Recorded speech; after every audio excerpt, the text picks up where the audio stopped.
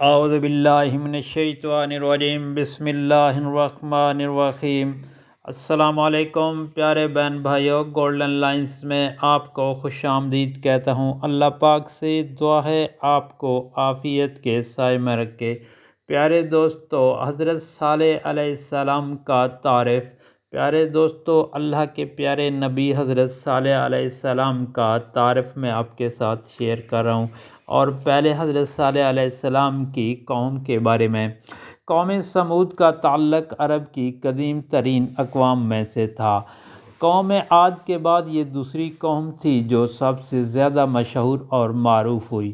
قرآن کے نزول سے قبل اس قوم کے قصے اہل عرب میں زبانوں زد عام تھے۔ زمانۂ جاہلیت کے اشعار اور خطبوں میں اس کا کثرت سے ذکر بھی ملتا ہے۔ قوم سمود کا مسکن شمال مغرب کا وہ علاقہ تھا جسے آج بھی الحجر کے نام سے موسوم کیا جاتا ہے۔ الحجر قوم سمود کا صدر مقام تھا۔ وہاں ہزاروں ایکڑ رقبے میں وہ سنگین عمارتیں بھی موجود ہیں جنہیں قوم سمود کے لوگوں نے پہاڑوں میں تراش کر بنایا تھا، اور حجاز کے تجارتی قافلے ان کے آثار قدیمہ کے درمیان سے گزرا کرتے تھے۔ اللہ تعالیٰ نے قوم عاد کی طرح قوم سمود کو بھی تمام نعمتوں سے مالا مال کیا ہوا تھا۔ مال سے گھر بھرے ہوئے تھے، انہیں کسی چیز کی کوئی کمی نہ تھی۔ ایسے خوبصورت باغات جنہیں دیکھ کر طبیعت خوش ہو جائے۔ باغوں کے نیچے جو نہریں بہہ رہی تھیں، ان کا پانی آئینہ کی طرح صاف تھا۔ خوبصورت اور مضبوط مکانات تھے۔ اللہ تعالیٰ نے قوم سمود کو ایسا فن بھی دیا تھا کہ وہ پہاڑوں کو تراش کر بے مثال و بے نظیر مکانات بنایا کرتے تھے۔ ان مکانات کو جو دیکھتا حیرت سے دنگ رہ جاتا تھا۔ پتھروں میں سے نئے نئے نقش و نگار اور خوبصورت جالیاں بھی بنا دیا کرتے تھے۔ چٹانوں کے جگر سے وہ بیل بوٹے اگائے کہ جیسے بہار کے موسم میں پھول نکل اٹھتے ہیں۔ شہر میں سرسبز شادابی خوبصورت تھی۔ یہ شادابی دیکھ کر یہ گمان ہوتا تھا کہ جیسے بہار کا موسم ہے۔ آسمان پانی برساتا تھا، زمین غلہ اگتی تھی، باغات میں پھل اور میوے نظر آتے تھے۔ قوم سمود رزق میں مالدار، اولاد میں مالا مال تھی۔ کھیتی باڑی سے خوب ترقی ہوتی تھی۔ دنیا ان کے لیے جنت بن گئی تھی۔ عیش و آرام کی ہر سہولت انہیں میسر تھی۔ مکانات کی بلندی پر نئے نئے نقش و نگار دیکھ کر انسانی عقل حیرت میں پڑ جاتی تھی کہ یہ نقش و نگار انسان نہیں بنا سکتا، ضرور کسی جن یا دیو کا کام ہے، لیکن یہ حقیقت ہے کہ یہ سب فن انسان کا تھا۔ قوم سمود اس فن میں مشتاق تھی۔ پھر دوستو، قوم سمود کی نافرمانی ہو۔ ایسی نعمتیں حاصل ہو جانے پر قوم سمود کو چاہیے تھا کہ وہ اللہ تعالیٰ کا جتنا بھی شکر کرتے وہ کم ہی ہوتا، لیکن اتنی نعمتیں میسر آ جانے پر بھی سرکش اور نافرمان بنے ہوئے تھے۔ اللہ تعالیٰ کی دی ہوئی نعمتیں ضرور کھاتے تھے، لیکن اللہ تعالیٰ کی عبادت سے دور بھاگتے تھے۔ اس کی زمین پر چلتے پھرتے تھے، کودتے تھے، مگر ایک لمحے کو اس کے آگے سر نہ جھکاتے تھے۔ کبھی جھوٹے منہ سے اللہ تعالیٰ کا شکر بھی ادا نہ کرتے تھے۔ قوم سمود کو اپنے مال کا نشہ تھا، طاقت و قوت پر ناز تھا۔ انہیں اپنی زندگی پر بہت بھروسہ تھا۔ وہ اس بنا پر اپنے حال میں مگن تھے۔ وہ یہ بھول گئے تھے جس طاقت پر وہ پھولتے ہیں، خود کو خوش نصیب سمجھتے ہیں، وہ سب اللہ تعالیٰ نے انہیں عطا کی ہے۔ جس نے انہیں یہ عزت اور دولت ہے، یہ سب کچھ اس کے ہاتھ میں ہے۔ وہ بڑا زبردست قدرت والا ہے۔ اگر وہ نہ چاہے تو ان میں جو طاقت ہے لمحے بھر میں ختم ہو سکتی ہے۔ بڑے بڑے عالی شان محل، خوبصورت رنگ برنگی کوٹھیاں زمین بوس ہو جائیں، باغات اور کھیتیاں ختم ہو جائیں، نہریں اور چشمے خشک ہو جائیں۔ وہ قوم غفلت میں ڈوبی ہوئی تھی۔ وہ سمجھتے تھے یہ سب ہمیشہ رہے گا، وہ کبھی نہیں مریں گے، نہ کبھی ان کے محل، باغات اور چشمے ان سے جدا ہوں گے۔ وہ یہ خیال کرتے تھے حضرت نوح علیہ السلام کی قوم جو پانی میں ڈوبی تھی، اس کی وجہ یہ تھی کہ وہ جنگلوں اور وادیوں میں رہتی تھی۔ اگر وہ بلند پہاڑوں پر گھر بنا کر رہتے تو کبھی بھی پانی میں ڈوب کر نہ مرتے۔ میدان میں رہنے کا یہی نقصان ہے، انسان پانی میں ڈوب کر مر سکتا ہے۔ ہم لوگوں نے پہاڑوں کو تراش کر اپنے رہنے کو مکان بنائے اور ان میں رہتے ہیں۔ ہماری قوم کے لوگوں کی مضبوط اور بلند عمارتیں ہیں، اس لیے ہم تک موت نہ پہنچ سکے گی۔ ہمارے محلات ایسے ہیں کہ ان میں پرندہ بھی پر نہیں مار سکتا۔ حالانکہ حضرت نوح علیہ السلام کے دور میں لوگوں نے بھی مضبوط اور بلند عمارتیں بنائی ہوئی تھیں، اس کے باوجود مضبوط اور بلند عمارتیں انہیں بچا نہ سکی، موت وہاں بھی پہنچ گئی۔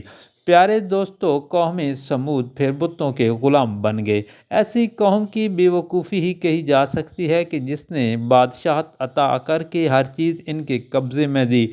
وہ اپنے اصل معبود کی زندگی سے نکل گئے تھے اور بتوں کی بندگی کرنے لگے تھے، پتھر کے بنے ہوئے بتوں کے غلام بن گئے تھے۔ اللہ تعالیٰ نے قوم سمود کو عزت دے کر اپنی بندگی کے لیے پیدا کیا، ان پر طرح طرح کے احسان کیے، اپنے انعامات کی ان پر برسات کی، اپنی رحمت اور برکت کے دروازے کھولے تھے، مگر وہ نافرمان، سرکش، جاہل اور بے وقوف بن کر اللہ تعالیٰ کی اطاعت کو چھوڑ بیٹھے تھے۔ ایسے بتوں کی پوجا کرتے تھے جو کہ ان کے اپنے ہاتھوں سے بنے ہوئے تھے۔ وہ ان بتوں کے آگے جھک کر ان سے مانگتے تھے، وہ طاقتور ہو کر کمزور کی اطاعت کرتے تھے۔ اللہ تعالیٰ نے اس بھٹکی ہوئی قوم کو سیدھی راہ دکھانے کے لیے ان کی ہی قوم سے ایک نبی بھیجا، جس کا نام دوستو حضرت صالح علیہ السلام تھا۔ وہ بہت ہوشیار، عقل مند اور نیک تھے، لوگوں کو ان سے بڑی امیدیں تھیں۔ وہ خوب سمجھتے تھے حضرت صالح علیہ السلام بڑے ہو کر خوب ترقی کریں گے، ان کی بھی دیگر لوگوں کی طرح شاندار کوٹھیاں ہوں گی، شاندار محل ہوں گے، باغات ہوں گے، نوکر چاکر کثرت سے ہوں گے جو ان کی خدمت میں مصروف رہیں گے۔ ان کے والد حضرت صالح علیہ السلام کے والد عبید بھی یہ سمجھتے تھے کہ ان کا یہ ہونہار بیٹا اپنی عقل مندی سے نام پیدا کرے گا اور مال و دولت بنائے گا۔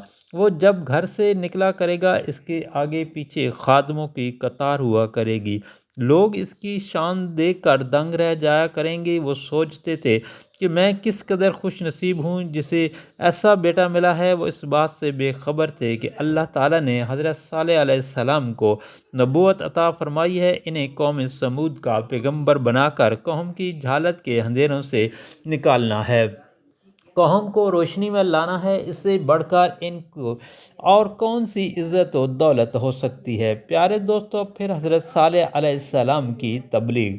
حضرت صالح علیہ السلام اپنی قوم کو بت پرستی ترک کرنے کی غرض سے اپنی قوم کے پاس آئے اور انہیں سمجھانے کی غرض سے کہا، اے قوم، تمہارا معبود اللہ ہے، تمہیں چاہیے کہ صرف اس کی عبادت کرو، کیونکہ وہی ذات ہے جس کی پرستش کی جائے۔ اپنی مرادیں مانگو، مگر اللہ کے آگے جھک کر اس سے مانگو اور اس پر بھروسہ کرو۔ امیر آدمی جنہیں اپنی زندگیاں جانوروں کی بنائی لی تھیں، کھاؤ پیو عائش کرو، ناچ گانوں سے رغبت رکھنا، پتھروں کی مورتیاں بنا کر ان کی پوجا کرنی، انہی سے مانگنا، انہیں حضرت صالح علیہ السلام کی یہ تعلیم اچھی نہ لگی، اس لیے وہ غصہ ہوئے اور نوکروں سے پوچھا، یہ کون ہے یہ اور کیا کہتا ہے؟ نوکروں نے بتایا، صالح خود کو اللہ تعالیٰ کا رسول کہتا ہے اور یہ بھی کہتا ہے کہ مجھے اللہ تعالیٰ نے تمہاری بھلائی و ہدایت کے لیے دنیا میں بھیجا ہے، لہذا تم اللہ کے سوا کسی اور کی عبادت نہ کرو، کیونکہ تمہارا رب اللہ ہے، اور اس کی عبادت کرتے ہوئے اس سے مانگو، اس پر بھروسہ کرو، اللہ کے سوا کسی کے آگے سر کو نہ جھکاؤ۔ امیر لوگ یہ سن کر خوب ہنسے اور بڑے تکبر اور غرور سے بولے، یہ کیسا رسول ہے؟ نہ اس کے پاس کوئی محل ہے، نہ اس کے پاس باغات اور نہریں و تالاب ہیں، کبھی کوئی غریب آدمی بھی رسول ہوا ہے؟ امیروں لوگوں کا کافروں کا غریبوں کو بہکانا۔ حضرت صالح علیہ السلام کی تبلیغ سے قوم سمود دو ٹکڑوں میں بٹ گئی۔ ان غریب لوگوں پر حضرت صالح علیہ السلام کی باتوں کا اثر ہوا تھا اور وہ ایمان لے آئے۔ ان کے ایمان لانے پر امیر لوگوں کو تشویش ہوئی کہ ایسا نہ ہو اس طرح لوگ ایمان لاتے رہے تو ان کی جماعت گھٹ جائے گی۔ وہ ایمان لانے والوں کے پاس آئے اور سمجھانے لگے، تم حضرت صالح پر کیوں ایمان لے آئے ہو، اس کی اطاعت کیوں کرتے ہو؟ وہ ہم جیسا ہی انسان ہے، جس طرح ہم کھاتے پیتے ہیں ایسے ہی وہ کھاتے پیتے ہیں، پھر تم کیوں ان کی تباہ کرنے لگے ہو؟ تمہاری اس بات کو کیا سمجھیں، تم ایسا نہ کرو، تم ان کی اطاعت کر کے سراسر نقصان میں رہو گے۔ تم ان کی باتوں میں نہ ہو، ان کی یہ باتیں عقل میں نہ آنے والی باتیں ہیں کہ تم مر کر مٹی میں مل جاؤ گے، پھر تم کیسے زندہ ہوگے؟ یہ بات سمجھ میں آنے والی ہے، جب تم مٹی میں جاؤ گے، گل سڑ جاؤ گے، پھر کیسے پیدا ہو سکتے ہو؟ حضرت صالح بے وقوفی کی باتیں کر رہا ہے، نعوذ باللہ۔ کیوں اس کی باتوں میں آتے ہو؟ تمہاری عقلوں پر ہم افسوس ہی کر سکتے ہیں۔ دنیا میں جو انسان ایک بار مر جائے، پھر ہم نے اسے دوبارہ زندہ ہوتے ہوئے نہیں دیکھا۔ تم حضرت صالح علیہ السلام کی اس من گھڑت بات میں مت آؤ کہ انسان مرنے کے بعد دوبارہ پیدا ہوگا۔ تم ایسے جھوٹ پر ایمان لے آئے ہو، لیکن ہم اس پر ایمان نہیں لائیں گے۔ حضرت صالح علیہ السلام انہیں سمجھاتے رہے، دیکھو تم بتوں کی پوجا کرنے سے باز آ جاؤ، اللہ تعالیٰ ہی تمہارا حقیقی معبود ہے، اس کے آگے سر جھکاؤ۔ اس پر قوم سمود غصے میں آ جاتے تھے۔ انہیں یہ ہرگز گوارا نہ تھا کہ جن بتوں کو وہ معبود سمجھ کر پوجتے تھے، ان کی عبادت سے وہ کیوں روکتے ہیں؟ وہ کہتے تھے کہ اے صالح، تم بچپن میں بہت ذہین تھے، تمہاری ذہانت کو دیکھتے ہوئے سب سمجھتے تھے کہ بڑے ہو کر خوب ترقی کرو گے۔ جب کہیں سے گزرو گے، لوگ یہ کہیں گے یہ فلاں کا بیٹا ہے۔ اس وقت تمہارا والد کا سر فخر سے بلند ہو جائے گا کہ میرے بیٹے کی کتنی عزت ہے۔ مگر ہمیں بہت افسوس ہوتا ہے کہ تم نے کچھ نہیں کیا۔ تم سے جو ہوشیاری و عقل مندی میں کم تھے، وہ آج سب سے بڑے آدمی بن گئے ہیں اور عیش و عشرت کی زندگی بسر کر رہے ہیں۔ ان کے مقابلے پر تم نے فقیری اختیار کر لی۔ تمہاری ماں نے تمہیں کتنی امیدوں سے پالا اور پرورش کی کہ تم بڑے ہو کر ان کا مضبوط سہارا بنو گے، ان کے دکھ درد میں کام آؤ گے، لیکن تمہیں دیکھ کر ہمیں افسوس ہوتا ہے کہ تم نے اپنی ماں کی امیدوں پر پانی پھیر دیا۔ انہیں کس قدر صدمہ ہوا ہوگا۔ حضرت صالح علیہ السلام ان کے پاس سے گزرتے تو ان کا مذاق اڑانے کی غرض سے کہتے، اللہ صالح کے باپ پر رحم کرے، ان کا ہونہار بیٹا کیسا برباد ہوا ہے۔ حضرت صالح علیہ السلام نے پھر اپنی قوم کو نصیحت کرنی شروع کر دی۔ حضرت صالح علیہ السلام اپنی مغرور اور سرکش قوم کو ہلاکت سے بچانے کے لیے نرمی اور محبت سے نصیحت کرتے تھے۔ وہ کہتے، اے میری قوم، میرے دوستو، تم ہمیشہ یہاں نہیں رہو گے۔ یہ عالی شان محل، یہ چشمے، یہ باغات، یہ نہریں، یہ کھیتی اور پھل ہمیشہ تمہارے ساتھ نہیں رہیں گے۔ ایک دن ان کو تم سے جدا ہونا ہے۔ جن پہاڑوں کو تراش کر محل بناتے ہو اور ہمیشہ ان کے ساتھ نہیں رہو گے۔ دنیا میں جو آیا ہے، اسے دنیا سے جانا بھی ہے۔ سب کو مر کر اپنا منہ خدا کو دکھانا ہے۔ تمہارا باپ دادا بھی اسی دنیا میں آئے تھے اور ایک دن وہ یہ سب کچھ چھوڑ کر چلے گئے۔ ان کے پاس بھی تمہاری طرح باغات، مکانات، نہریں، چشمے اور تالاب تھے۔ وہ بھی کھیتی باڑی کر کے غلہ پیدا کرتے تھے۔ ان کے بھی بیوی بچے تھے، دنیا کی ہر نعمت سے مالا مال تھے، مگر وہ سب انہیں چھوڑ کر خالی ہاتھ جانا پڑا۔ یہ مال و دولت، مضبوط محل بھی انہیں موت سے نہ بچا سکے۔ اس بات سے تم اندازہ لگا لو کہ موت کو ایک دن آنا ہے، وہ آ کر رہے گی، چاہے انسان زمین کی تہہ میں ہی کیوں نہ چھپ جائے، موت اسے وہاں بھی آئے گی۔ تمہیں بھی ایک دن مرنا ہے اور قیامت کے دن زندہ کیے جاؤ گے۔ جس دن تمہارا حساب و کتاب ہوگا، تم نے دنیا میں رہ کر جو اعمال کیے ہیں، ان کے متعلق تم سے ضرور پوچھ گچھ ہوگی۔ جن نعمت کے تم مزے اڑاتے ہو، ان کا تم سے سوال ہوگا۔ اس دن تم کیا جواب دو گے؟ پیارے دوستو، ایسا کیا ہو گیا جو تم مجھ سے دور بھاگتے ہو، نفرت کرتے ہو؟ یہ بات یاد رکھو کہ میں تم سے کچھ نہیں مانگوں گا۔ میں یہ جو بھی باتیں کرتا ہوں، صرف تمہاری بھلائی کی خاطر کرتا ہوں۔ میرا اس میں کوئی فائدہ نہیں ہے اور نہ ہی تم سے محنت کی مزدوری تم سے لوں گا۔ میری محنت کی مزدوری میرا پروردگار مجھے دے گا۔ تمہیں گھبرانے کی کوئی ضرورت نہیں۔ میں تمہارا دوست، تمہارا بھائی اور خیر خواہ ہوں۔ تمہاری بخشش کے لیے میں جو کچھ بھی تم سے کہتا ہوں، تمہاری بھلائی کی غرض سے کہتا ہوں، مگر نہ جانے کیوں تم میری باتیں پسند نہیں آتی۔ ہونا یہ چاہیے تھا کہ تم میری اطاعت کرو، مگر تم میری آواز سن کر ہی گھبرا جاتے ہو۔ جو ظالم ہیں، لوگوں پر ظلم و زیادتی کرتے ہیں، بے گناہ لوگوں کا قتل کرتے ہیں، کسی کا گلا دباتے ہیں، لوگوں کا مال زبردستی اڑاتے ہیں، ان کی تم خوشی خوشی اطاعت کرتے ہو اور ان کی باتیں مانتے ہو، انہیں اپنا دوست جانتے ہو، ان کے ساتھ کھانے پینے میں فخر کرتے ہو۔ قوم سمود نے کہا، تمہارے آنے سے ہماری قوم میں ایسی پھوٹ پڑی ہے کہ جو قوم ایک تھی، جس کا دین ایک تھا، اسے تم نے ایسے سبز باغ دکھائے کہ بھائی بھائی کا دشمن ہو گیا اور بیٹا باپ سے کٹ گیا، اور ہماری قوم جو ایک نئی قوم بن گئی ہے، اس کا انجام ہمیں اچھا نظر نہیں آ رہا۔ تم جادوگر ہو، تم بھی ہماری طرح انسان ہو، پھر ہم کیسے تمہیں پیغمبر مان لیں؟ ہم تمہارا کہنا نہیں مانیں گے۔ اگر تم سچے ہو تو پھر ہمیں کوئی ایسا معجزہ دکھاؤ جس سے ہمیں یقین آ جائے کہ تم سچے پیغمبر ہو اور ہماری بھلائی کے آئے ہو۔ حضرت صالح علیہ السلام نے قوم سے کہا، کیا تم میرا معجزہ دیکھ کر ایمان لے آؤ گی؟ وہ بولے، ہمیں معجزہ دکھا دو تاکہ ہم تم پر ایمان لے آئیں۔ حضرت صالح علیہ السلام نے کہا، تم کون سی نشانی چاہتے ہو؟ قوم سمود نے کہا، تم سامنے والے پہاڑ سے ایسی اونٹنی نکال دو جس سے کہ اسی وقت بچہ پیدا ہو، اور ایسا ہونے پر ہم تمہیں سچا مان لیں گے۔ قوم سمود کا خیال تھا کہ حضرت صالح علیہ السلام معجزہ دکھانے سے قاصر رہیں گے کہ پہاڑ سے اونٹنی نکل آئے، کیونکہ کبھی کسی پہاڑ یا زمین نے اونٹنی کو جنم دیا ہے۔ اونٹنی تو اونٹنی سے ہی پیدا ہو سکتی ہے۔ جب حضرت صالح علیہ السلام ایسا معجزہ دکھانے سے قاصر رہیں گے، ہمیں پھر یہ کہنے کا موقع ہاتھ آ جائے گا کہ تم بڑا نبوت کا دعویٰ کر رہے تھے، دیکھ لو تم ایک معجزہ تک نہ دکھا سکے، پھر ہم کس طرح تم پر ایمان لے آئیں؟ تمہیں کس طرح سچا جانے؟ تمہاری باتوں میں آ کر کیوں اپنے باپ دادا کا مذہب ترک کر دیں؟ پھر ہم کیسے تم پر ایمان لے آئیں کہ تم بڑی نبوت کا دعویٰ کر رہے تھے، دیکھ لو تم ایک معجزہ نہ دکھا سکے۔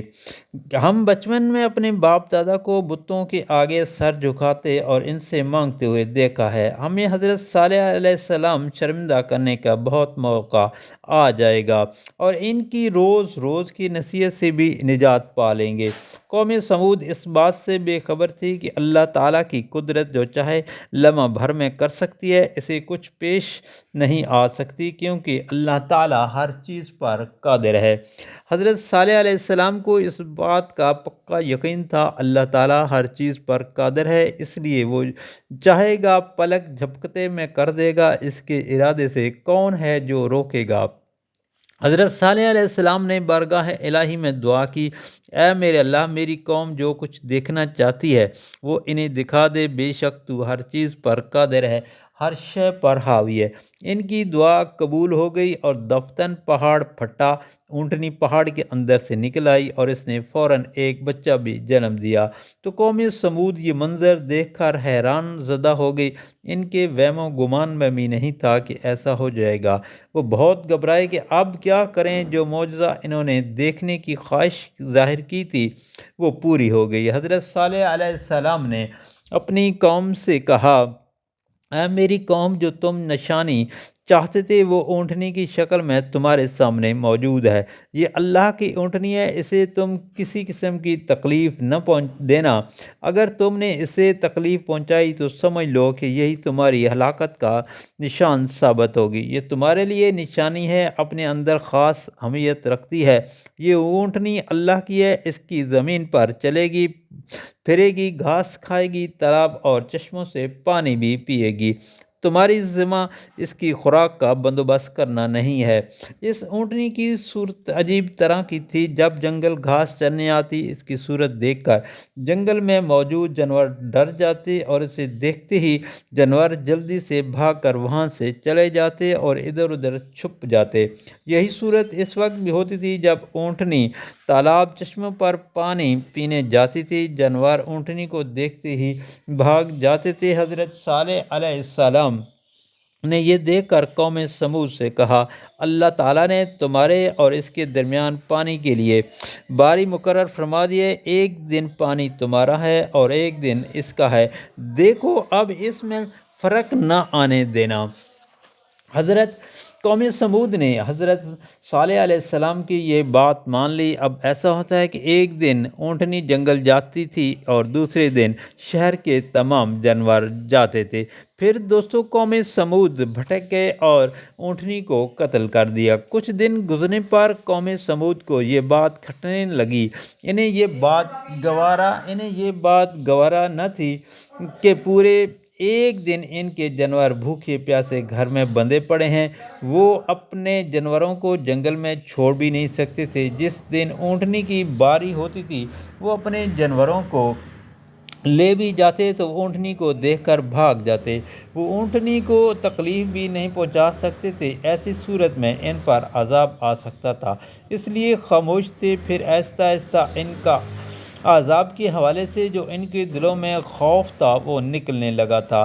وہ ایسی بے باک اور دلیر قوم تھی کہ جس کو کسی بات کا ڈر نہیں تھا۔ چپکے لوگ اونٹنی کو قتل کرنے کے منصوبے بنانے لگے تھے، لیکن قتل کون کرے گا یہ طے نہیں ہو پایا۔ باتیں سب کرتے تھے، اونٹنی کو قتل کرنے کی کسی کو ہمت نہ تھی۔ ایک حسین و جمیل مالدار صدوق نامی عورت تھی، اس نے خود کو ایک شخص مصدع کے سامنے، ایک مالدار عورت انیسہ نے اپنی ایک خوبصورت لڑکی کو قید رکھ کے سامنے پیش کیا اور ان سے وعدہ کیا کہ اگر وہ دونوں مل کر ناکا اونٹنی کو قتل کر دیں تو قبیلے کی ان دونوں خوبصورت لڑکیوں کو ان سے بیاہ دیا جائے گا، مال و دولت بھی دیا جائے گا تاکہ وہ عیش و عشرت کی زندگی بسر کر سکیں۔ کیدار بن صالف اور مصدع نے اس آفر کو قبول کیا اور اس بات پر آمادہ ہو گئے کہ وہ راستے میں چھپ کر بیٹھ جائیں گے اور جیسے ہی ناکا گھاس کھانے چراگاہ پر جائے گی وہ اس پر حملہ کر دیں گے، اور لوگوں نے بھی اس کام میں ساتھ دینے کا وعدہ کر دیا۔ وہ منصوبے کے تحت چھپ کر بیٹھتے، جب ناکا اونٹنی چراگاہ میں آئی اسے قتل کر دیا۔ اپنی اس کامیابی پر وہ بہت خوش تھے۔ اس خوشی میں انہوں نے آپس میں مشورہ کیا کہ رات ہو جائے پھر ہم سب مل کر حضرت صالح علیہ السلام کو ان کے اہل و عیال سمیت قتل کر دیں گے، نعوذ باللہ۔ یہ کام ہو جانے پر پھر ان لوگوں کو جو ان پر ایمان لے آئے ہیں جھوٹی قسمیں کھا کر یہ یقین دلائیں گے یہ کام ان کا نہیں ہے، کسی اور نے کیا ہے۔